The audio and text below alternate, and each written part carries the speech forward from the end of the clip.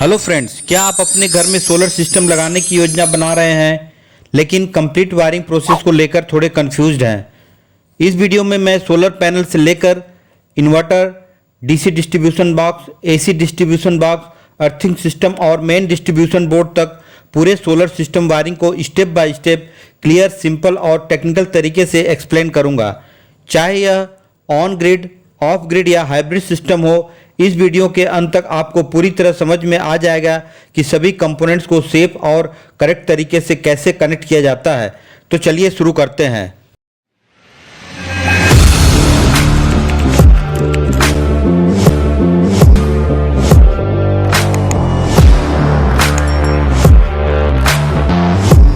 आइए पहले जानते हैं सोलर सिस्टम इंस्टॉलेशन के लिए कौन कौन से मेन कंपोनेंट्स की आवश्यकता होती है। इनमें पहला, सोलर पैनल्स एक होम सोलर सिस्टम की फंडामेंटल पावर जनरेटिंग यूनिट्स होती है। ये फोटोवोल्टिक सिलिकॉन सेल से बनी होती है जो फोटोवोल्टिक इफेक्ट के माध्यम से सूर्य के प्रकाश को सीधे डायरेक्ट करंट डीसी इलेक्ट्रिसिटी में कन्वर्ट करती है। आमतौर पर एक solar module standard test condition में लगभग 30 से 50 वोल्ट के वोल्टेज रेंज पर ऑपरेट करता है। आवश्यक सिस्टम वोल्टेज, करंट और ओवरऑल पावर कैपेसिटी प्राप्त करने के लिए कई मॉड्यूल्स को सीरीज और पैरेलल कॉन्फ़िगरेशन में आपस में इंटरकनेक्ट किया जाता है। सोलर इन्वर्टर एक सोलर पावर सिस्टम का सेंट्रल कंट्रोल यूनिट होता है। इसका मुख्य कार्य फोटोवोल्टिक मॉड्यूल्स द्वारा उत्पन्न डीसी इलेक्ट्रिसिटी को अल्टरनेटिंग करंट में कन्वर्ट करना है, जो हाउस होल्ड अप्लायंसेस और यूटिलिटी ग्रिड स्टैंडर्ड के साथ कंपैटिबल होती है। सिस्टम डिजाइन के अनुसार इन्वर्टर्स को ऑन ग्रिड, ऑफ ग्रिड या हाइब्रिड प्रकारों में क्लासिफाई किया जाता है। पावर कन्वर्जन के अलावा मॉडर्न इन्वर्टर में grid synchronisation, maximum power point tracking, MPPT, system diagnosis और इंटीग्रेटेड सेफ्टी प्रोटेक्शन जैसे एडवांस फीचर भी उपलब्ध होती हैं। बैटरी स्टोरेज अतिरिक्त इलेक्ट्रिसिटी को स्टोर करके एनर्जी इंडिपेंडेंस को बढ़ाता है, जो पीक सनलाइट आवर्स के दौरान उत्पन्न होती है। स्टोर्ड एनर्जी को night time, peak demand periods तथा ग्रिड फेल्योर की स्थिति में उपयोग किया जाता है। बैटरी सिस्टम विशेष रूप से ऑफ ग्रिड इंस्टॉलेशन में एसेंशियल होते हैं और आमतौर पर हाइब्रिड सिस्टम में भी इंटीग्रेट किए जाते हैं। एडवांस लिथियम आयरन बैटरीज पारंपरिक लेड एसिड बैटरीज की तुलना में higher energy density, improve efficiency, deeper depth of discharge और लॉन्गर ऑपरेशनल लाइफ प्रदान करती हैं। Charge controller battery based solar system का एक क्रिटिकल कंपोनेंट होता है, जो फोटोवोल्टिक एरे से बैटरी बैंक तक आने वाले वोल्टेज और करंट को रेगुलेट करने के लिए रिस्पॉन्सिबल होता है। यह ओवरचार्जिंग, एक्सेसिव डिस्चार्ज और थर्मल डैमेज को रोकता है, जिससे बैटरी लाइफ बढ़ाने में मदद मिलती है। मुख्य रूप से दो टेक्नोलॉजीज उपयोग की जाती है, PWM पल्स विड्थ मॉड्यूलेशन और MPPT maximum power point trekking. इनमें MPPT कंट्रोलर अधिक एडवांस होते हैं और बदलती हुई इन्वायरमेंटल कंडीशन में सोलर एरे से मैक्सिमम अवेलेबल पावर को एफिशिएंटली एक्सट्रैक्ट करने के लिए सक्षम होते हैं। Performance monitoring system energy production, system efficiency और कंजम्पशन पैटर्न की कंटिन्यूस ऑब्जर्वेशन को संभव बनाता है। सामान्यतः यह data inverter display, web portals या मोबाइल एप्लीकेशन के माध्यम से उपलब्ध होता है। यह फीचर्स शुरुआती फॉल्ट डिटेक्शन, प्रिवेंटिव मेंटेनेंस और परफॉर्मेंस ऑप्टिमाइजेशन में सहायता करता है, जिससे पूरा सोलर सिस्टम अपनी पूर्ण सर्विस लाइफ के दौरान मैक्सिमम एफिशिएंसी पर ऑपरेट करता रहे। डीसी डिस्ट्रीब्यूशन बॉक्स को डीसी साइट पर सोलर एरे और इन्वर्टर के बीच इंस्टॉल किया जाता है। आमतौर पर डीसी डिस्ट्रीब्यूशन बॉक्स में DC miniature circuit breaker, DC isolators और डीसी सर्ज प्रोटेक्शन डिवाइसेस शामिल होते हैं। ये components short circuits, over current conditions और लाइटनिंग या स्विचिंग इवेंट के कारण होने वाले ट्रांजिएंट वोल्टेज सर्ज से सिस्टम की सुरक्षा करते हैं। नेट मीटर एक बाई डायरेक्शनल एनर्जी मीटर होता है, जिसे विशेष रूप से ग्रिड कनेक्टेड सोलर सिस्टम्स में उपयोग किया जाता है। यह यूटिलिटी ग्रिड से इंपोर्ट की गई इलेक्ट्रिसिटी और ग्रिड को वापस एक्सपोर्ट की गई अतिरिक्त सरप्लस इलेक्ट्रिसिटी दोनों को रिकॉर्ड करता है। नेट मीटरिंग रेगुलेशन के अंतर्गत एक्सपोर्ट एनर्जी के बदले कंज्यूमर को क्रेडिट मिल सकते हैं। जो उनकी इलेक्ट्रिसिटी बिल को ऑफसेट करने में मदद करते हैं। इससे सोलर इंस्टॉलेशन इकोनॉमिकल होता है। एसी डिस्ट्रीब्यूशन बोर्ड को इन्वर्टर के एसी आउटपुट साइड पर इंस्टॉल किया जाता है और यह सोलर सिस्टम को मेन डिस्ट्रीब्यूशन बोर्ड या यूटिलिटी ग्रिड से कनेक्ट करता है। यह सुरक्षित पावर डिस्ट्रीब्यूशन सुनिश्चित करता है और इलेक्ट्रिकल स्टैंडर्ड्स के अनुसार सिस्टम की कंप्लायंस बनाए रखता है। आमतौर पर एसी डिस्ट्रीब्यूशन बॉक्स में एसी एमसीबी यानी miniature circuit breaker, MCCB minimum current circuit breaker, RCCB residual current circuit breaker, ELCB अर्थ लीकेज सर्किट ब्रेकर और एसीएसपीडी यानी सर्ज प्रोटेक्शन डिवाइसेस शामिल होते हैं। ये devices overloads, short circuits, earth fault और over voltage condition से system को प्रोटेक्शन प्रदान करते हैं। माउंटिंग और रैकिंग स्ट्रक्चर सोलर पैनल्स को मैकेनिकल फ्रेमवर्क प्रदान करता है, जिसकी सहायता से सोलर पैनल्स को रूफटॉप्स या ग्राउंड माउंटेड सिस्टम पर सुरक्षित रूप से इंस्टॉल किया जाता है। यह पूरे वर्ष मैक्सिमम सनलाइट प्राप्त करने के लिए ऑप्टिमल टिल्ट एंगल और सही ओरिएंटेशन सुनिश्चित करता है। ये स्ट्रक्चर आमतौर पर करोजन रेजिस्टेंस मटेरियल जैसे गैल्वेनाइज्ड आयरन या एल्युमिनियम से बनाए जाते हैं। इन्हें इस प्रकार डिजाइन किया जाता है कि वे विंड लोड्स, इन्वायरमेंटल एक्सपोजर और लंबे समय तक होने वाले स्ट्रक्चरल स्ट्रेस को सहन कर सकें। सोलर पैनल वायरिंग मुख्य रूप से दो तरह से की जाती है, सीरीज और parallel connection. Solar panel wiring का अर्थ फोटोवोल्टिक मॉड्यूल्स को इन्वर्टर से कनेक्ट करने से पहले आपस में इंटरकनेक्ट करने की विधि। यह कॉन्फ़िगरेशन सीधे सिस्टम वोल्टेज, करंट और इन्वर्टर के MPPT maximum power point trekking input specification के साथ सिस्टम की कंपैटिबिलिटी को प्रभावित करती है। सीरीज कनेक्शन में एक पैनल का पॉजिटिव टर्मिनल अगले पैनल के नेगेटिव टर्मिनल से कनेक्ट किया जाता है। इस कॉन्फ़िगरेशन में वोल्टेज बढ़ता है जबकि करंट एक सिंगल मॉड्यूल के बराबर ही रहता है। सीरीज वायरिंग का उपयोग आमतौर पर इन्वर्टर के MPPT वोल्टेज रेंज से मैच करने के लिए किया जाता है। उदाहरण के लिए यदि 3 पैनल्स में प्रत्येक 40 वोल्ट प्रोड्यूस करता है तो कुल स्ट्रिंग वोल्टेज 3 × 40 यानी 120 वोल्ट होगा। पैरेलल कनेक्शन में सभी पॉजिटिव टर्मिनल्स को आपस में कनेक्ट किया जाता है और सभी नेगेटिव टर्मिनल्स को भी आपस में कनेक्ट कर दिया जाता है। इस अरेंजमेंट में करंट बढ़ता है जबकि वोल्टेज एक पैनल के बराबर ही रहता है। जब सिस्टम वोल्टेज बढ़ाए बिना हायर करंट आउटपुट की आवश्यकता होती है तब पैरेलल वायरिंग का उपयोग किया जाता है। उदाहरण के लिए यदि 3 पैनल में प्रत्येक 40 वोल्ट प्रोड्यूस करता है तो कुल स्ट्रिंग वोल्टेज 40 वोल्ट ही होगा। फ्रेंड्स, आइए जानते हैं कंप्लीट होम सोलार सिस्टम की वायरिंग को स्टेप बाय स्टेप कैसे किया जाता है। एक होम सोलार पावर सिस्टम की सही वायरिंग सेफ्टी, बेहतर एफिशिएंसी और इलेक्ट्रिकल स्टैंडर्ड के अनुसार अनुमति सुनिश्चित करती है।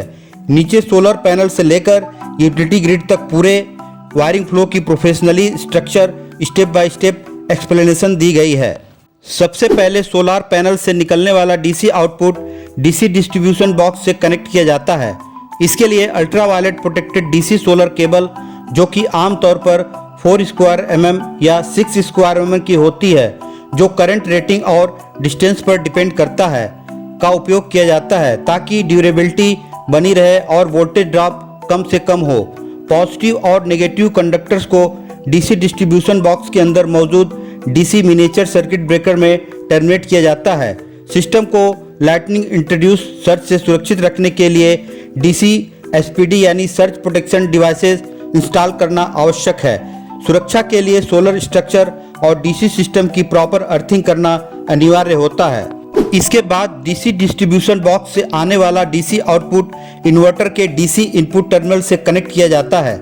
इस दौरान correct polarity positive to positive और नेगेटिव टू नेगेटिव को सख्ती से बनाए रखना आवश्यक है ताकि इक्विपमेंट डैमेज से बचा जा सके। सुरक्षित, वाटरप्रूफ और रिलायबल डीसी कनेक्शंस के लिए MC4 कनेक्टर्स का यूज़ किया जाना चाहिए। सिस्टम को एनर्जाइज करने से पहले वोल्टेज लेवल को वेरीफाई करें और सुनिश्चित करें कि सभी कनेक्शंस अच्छी तरह से टाइटली सिक्योर्ड हों। इन्वर्टर का AC output appropriate rated AC MCB यानी मिनिएचर सर्किट ब्रेकर के माध्यम से AC डिस्ट्रीब्यूशन बॉक्स से कनेक्ट किया जाता है। AC डिस्ट्रीब्यूशन बॉक्स में निम्नलिखित एसेंशियल प्रोटेक्शन डिवाइसेस शामिल होने चाहिए। AC SPD यानी search protection devices, RCCB residual current circuit breaker, residential safety के लिए 30 मिली एम्पियर सेंसिटिविटी रिकमेंडेड है। इसके साथ ही फेज न्यूट्रल और अर्थ वायरिंग को स्टैंडर्ड इलेक्ट्रिकल कलर कोडिंग और सेफ्टी रेगुलेशन के अनुसार सही तरीके से कनेक्ट करना आवश्यक है। अंत में AC डिस्ट्रीब्यूशन बॉक्स से निकलने वाला आउटपुट मेन डिस्ट्रीब्यूशन बोर्ड से कनेक्ट किया जाता है, जिससे हाउस होल्ड लोड को पावर सप्लाई मिलती है। यदि यह ऑन ग्रिड सोलर सिस्टम है तो कनेक्शन को नेट मीटर के माध्यम से यूटिलिटी सप्लाई से जोड़ा जाता है। नेट मीटर इंपोर्टेड और एक्सपोर्टेड दोनों प्रकार की एनर्जी को मेजर करता है, जिससे स्थानीय नेट मीटरिंग रेगुलेशन के अनुसार कंज्यूमर को बेनिफिट प्राप्त होते हैं। Earthing system home solar system का एक महत्वपूर्ण हिस्सा होता है। कैसे, आइए जानते हैं। अर्थिंग यानी ग्राउंडिंग सिस्टम एक होम सोलार इंस्टॉलेशन के सबसे महत्वपूर्ण सेफ्टी कंपोनेंट्स में से एक है, क्योंकि यह फॉल्ट करेंट्स, लीकेज करेंट्स और लाइटनिंग सर्ज को सुरक्षित रूप से ग्राउंड में डिसिपेट करके इक्विपमेंट्स और ह्यूमन लाइफ दोनों की सुरक्षा करता है। एक सही तरीके से design earthing system electric shock, fire hazards और इक्विपमेंट डैमेज के जोखिम को काफ़ी हद तक कम कर देता है। एक सामान्य सोलार सिस्टम में आमतौर पर 3 अलग अलग अर्थिंग कनेक्शंस रिकमेंडेड होते हैं: solar panel structure earthing, inverter body earthing और lightning arrester earthing. Panel structure earthing metallic mounting structure से होने वाले लीकेज करंट और स्टैटिक चार्ज को सुरक्षित रूप से डिस्चार्ज करती है, जबकि inverter body earthing insulation failure या लीकेज की स्थिति में यूजर की सुरक्षा सुनिश्चित करती है। यदि लाइटनिंग अरेस्टर इंस्टॉल किया गया है तो उसके लिए अलग से डेडिकेटेड अर्थिंग होना आवश्यक है, ताकि हाई लाइटनिंग सर्ज करंट को सुरक्षित रूप से ग्राउंड में डिसिपेट किया जा सके। होम सोलार सिस्टम कितने टाइप्स के होते हैं और इनकी वायरिंग किस प्रकार से की जाती है, आइए जानते हैं। ऑन ग्रिड, ऑफ ग्रिड और हाइब्रिड सोलार सिस्टम के बीच वायरिंग डिफरेंस को समझना सही सिस्टम डिज़ाइन, सेफ्टी और परफॉर्मेंस के लिए बहुत महत्वपूर्ण है। हर कॉन्फ़िगरेशन में पावर फ्लो पाथ अलग होता है और यह अलग अलग एनर्जी रिक्वायरमेंट्स को पूरा करता है।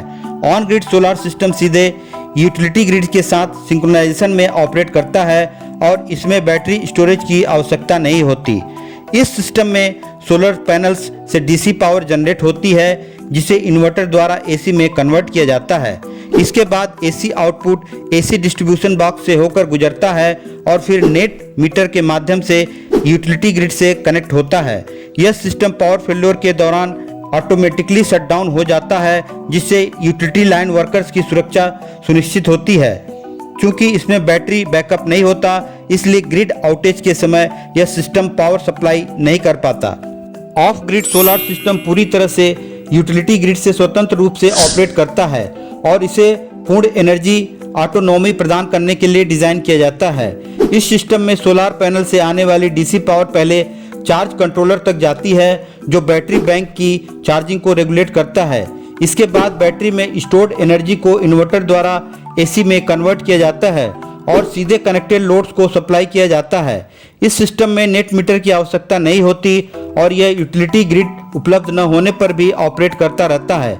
इसलिए यह सिस्टम रिमोट या रूरल लोकेशन के लिए बहुत उपयुक्त होता है। Hybrid solar system on grid और ऑफ ग्रिड सिस्टम्स दोनों की विशेषताओं को कंबाइन करता है। यह अधिक फ्लेक्सिबिलिटी और बेहतर एनर्जी मैनेजमेंट कैपेबिलिटी प्रदान करता है। इस कॉन्फ़िगरेशन में सिस्टम हाउस होल्ड लोड को पावर सप्लाई कर सकता है, अतिरिक्त एनर्जी को बैटरी में स्टोर कर सकता है और सरप्लस इलेक्ट्रिसिटी को ग्रिड में एक्सपोर्ट भी कर सकता है। हाइब्रिड सिस्टम ग्रिड फेल्योर के दौरान बैकअप पावर प्रदान करते हैं और साथ ही यूटिलिटी सप्लाई से कनेक्टेड होने पर नेट मीटरिंग बेनिफिट भी देते हैं। इसी कारण यह मॉडर्न रेजिडेंशियल इंस्टॉलेशन के लिए एक वर्सटाइल और एफिशिएंट सॉल्यूशन माना जाता है। हमें होम सोलार सिस्टम की इंस्टॉलेशन के लिए सही केबल्स और प्रोटेक्शन डिवाइसेस का सिलेक्शन कैसे करना चाहिए, आइए जानते हैं। केबल्स और प्रोटेक्टिव डिवाइसेस का सही सिलेक्शन किसी भी सोलर पावर इंस्टॉलेशन में इलेक्ट्रिकल सेफ्टी, सिस्टम एफिशिएंसी और लॉन्ग टर्म रिलायबिलिटी सुनिश्चित करने के लिए अत्यंत आवश्यक होता है। सभी कंपोनेंट्स का चयन system voltage, current rating, installation conditions और लागू इलेक्ट्रिकल स्टैंडर्ड्स के आधार पर किया जाना चाहिए। आमतौर पर डीसी केबल्स का आकार 4 to 10 स्क्वायर mm होता है और इन्हें अल्ट्रावायलेट रेजिस्टेंट तथा हाई डीसी वोल्टेज के लिए रेटेड होना चाहिए।